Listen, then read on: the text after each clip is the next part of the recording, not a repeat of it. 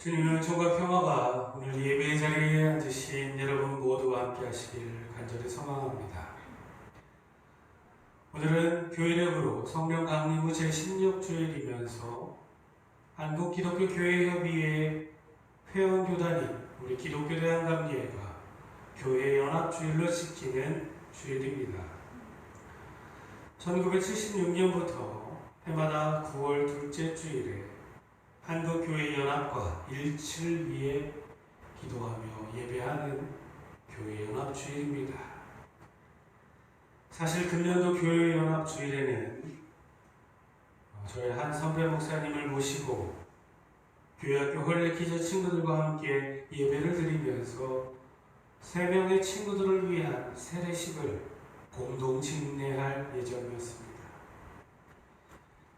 그런데 지속된 코로나19의 확산과 사회적 거리두기로 결국 모든 계획이 무산되었습니다. 저는 이런 일련의 과정들을 겪으면서 잠언의 말씀이 떠올랐습니다.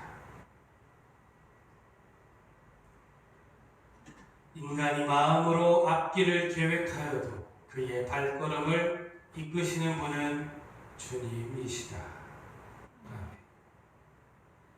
유한한 인간의 계획은 환경과 여건에 따라서 언제든지 수포로 돌아갈 수 있습니다.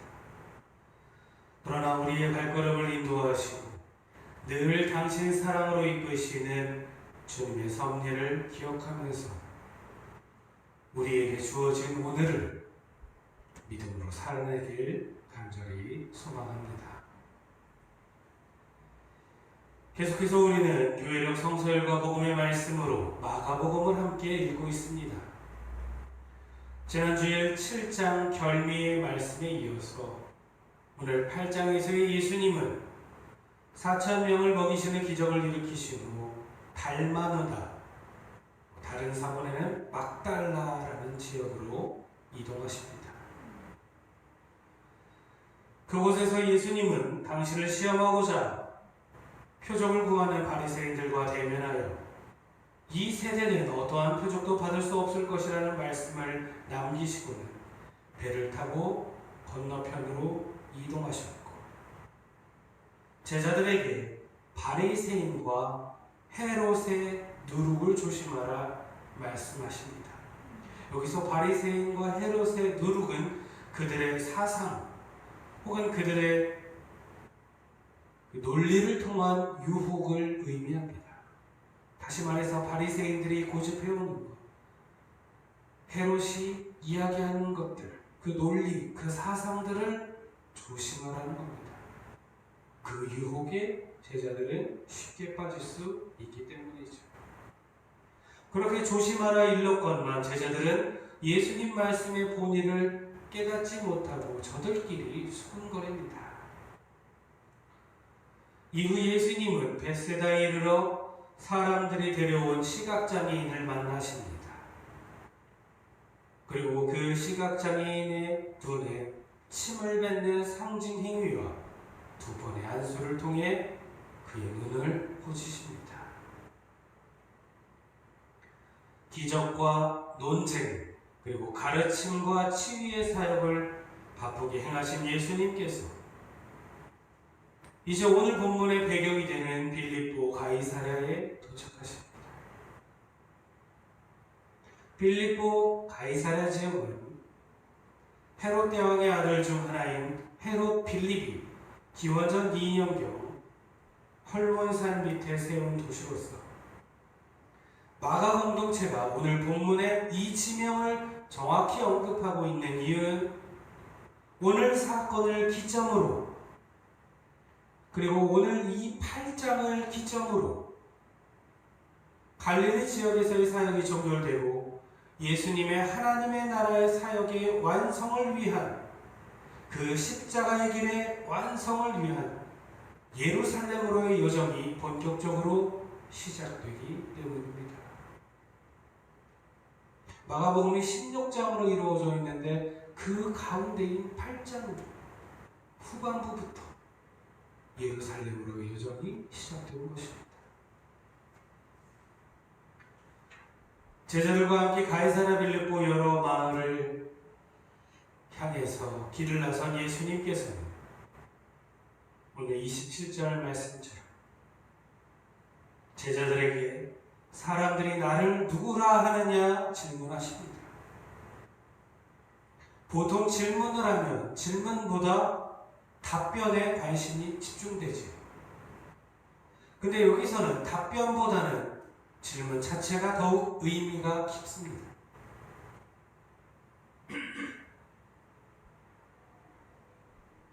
죄송합니다. 예수님께서 당신을 누구라고 생각하는지 모르셔서 이 질문을 제자들에게 던진 것이 아닙니다. 제자들이 대답한 세례 요한이나 엘리야 예언자라는 소문은 이미 유대 지역에 두루 퍼져 있어서 헤롯 대왕도 알고 있었던 사실입니다. 마가복음 6장에 이미 기록되어 있죠.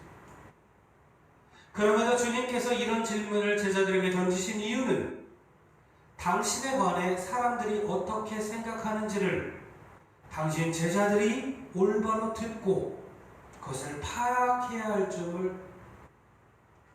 하는 것을 가르치기 위함이셨을 것으로 보입니다.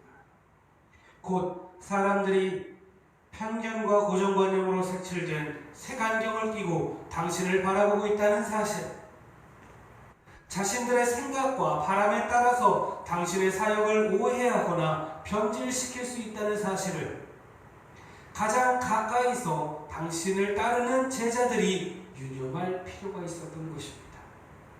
아울러 제자들 스스로도 시류에 휩쓸려 당신의 사역을 이해하지 못하고 당신께 허망한 기대를 품고 있을지도 모르기에 제자로서 그들의 책임감 있는 답변을 듣기 위해 29절에서 재차 질문하고 계십니다.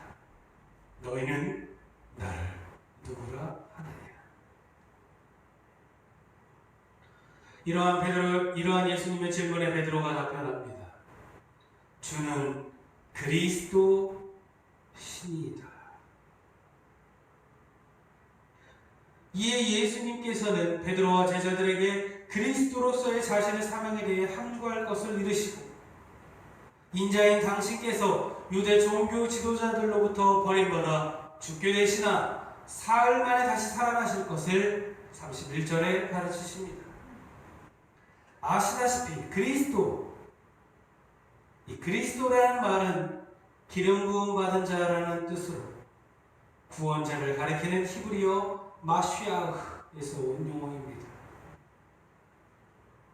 그런데 이 그리스도라는 단어가 정치적으로 해석될 때 세상을 다스리고 지배할 왕을 의미하는데 애석하게도 본문의 베드로는 이 단어가 품고 있는 정치적인 의미에서 완전히 자유롭지 못했습니다. 그는 자신이 생각하고 기대하는 그리스도의 모습과 예수님의 말씀이 다른 데다가 이를 모든 제자들에게 공개하신 예수님을 붙들고 항변합니다. 여기서 항변하다를 뜻하는 단어 에피티마오는 예수님께서 더러운 영들에게 또 풍랑에게 명령을 내리실 때, 꾸짖어 명령을 내리실 때 사용하신 말로서 어떤 행동을 막기 위하여 경고의 목적으로 사용된 단어입니다. 단어를 스승이신 그리스도께 반박하듯 사용한 데에서 그리스도이신 예수님을 향한 베드로의 욕망이 드러납니다. 베드로는 자신만이 예수님께서 그리스도시라는 사실을, 그 비밀을 자신만이 소유하고 있다고 생각했던 모양입니다. 게다가 29절처럼 다른 제자들이 나서지 않는데 딱 나서서 주는 그리스도이십니다 라고 고백하는 것처럼 스승께 잘 보이고 그분 곁에 꼭 붙어 있으면 훗날 스승께서 왕으로 등극하실 때 자기에게도 큰 권력과 영광이 수여될 것으로 기대했던 모양입니다. 예수님과 생사고락을 함께한 베드로조차도 세상의 사람들과 다르지 않게 색안경을 끼고 예수님을 바라보고 있었던 것입니다. 이에 예수님은 단호히 꾸짖어 말씀하십니다. 사탄아, 내 뒤로 물러가라. 내가 하나님의 일을 생각하지 아니하고 도리어 사람의 일을 생각하는도다. 헛된 욕망의 때가 묻은 색안경을 끼고 자신을 바라보는 베드로를 향한 예수님의 질책이 여러분 들려지십니까? 자신의 스승께서는 십자가의 부활과 고난을 통해 구원, 곧 하나님의 일을 이루시고자 하시는데 오히려 제자는 일신의 안위와 영광, 곧 사람의 일만 생각하는 것은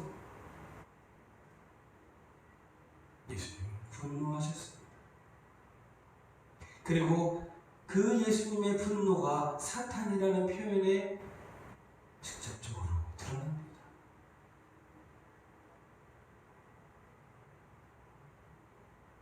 당신의 말씀을 잘 이해하지 못하는 제자들에게 예수님께서는 당신을 따른다는 것이 무엇인지 구체적으로 우리와 제자들에게 말씀하십니다. 우리 한번 같이 읽어볼까요?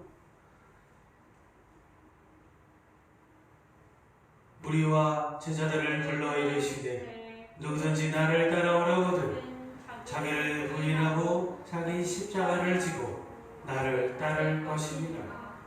누구든지 자기 목숨을 구원하고자 하면 잃을 것이요 누구든지 나와 복음을 위하여 자기 목숨을 잃으면 구원하리라. 아멘. 저는 이 말씀을 통해 예수님께서 당신의 제자들과 오늘의 우리에게 원하시는 것이 철저한 자기 부정을 통한 순종과 생명의 위협 속에서도 끝까지 주님을 따르는, 끝까지 주님의 뜻을 준행하겠다는 용기라고 생각합니다. 그래서 오늘 말씀 제목을 순종과 용기로 적었습니다. 예수님을 따르기 위해 먼저 우리는 저마다 주님을 바라보는 색안경을 벗고 온 세상을 구원하시고자 십자가의 길을 향하시는 그리스도와 한 몸이 되어 희생과 섬김의 삶을 살아가야 합니다.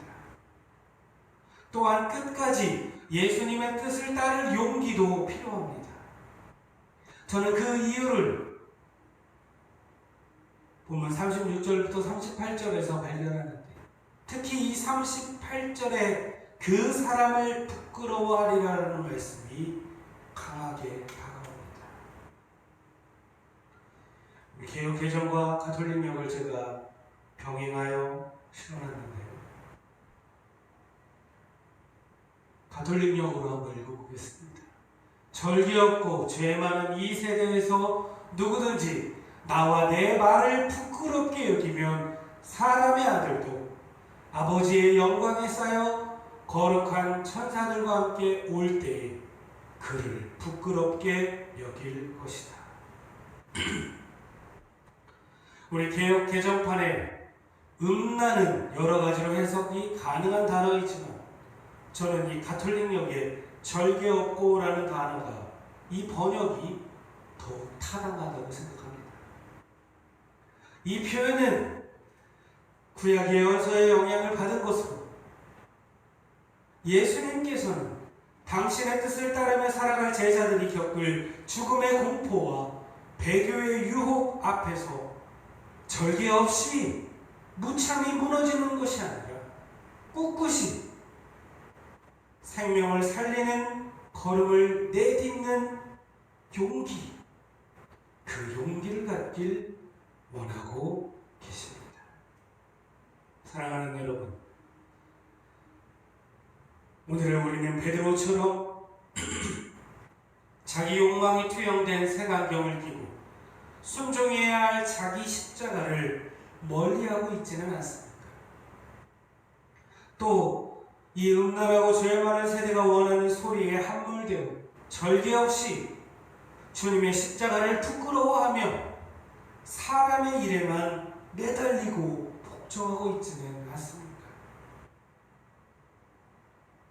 십자가의 길에 오르기 위해 예루살렘 여정의 그 첫걸음에서 제자들에게 순종과 용기를 가지라 말씀하신 예수님.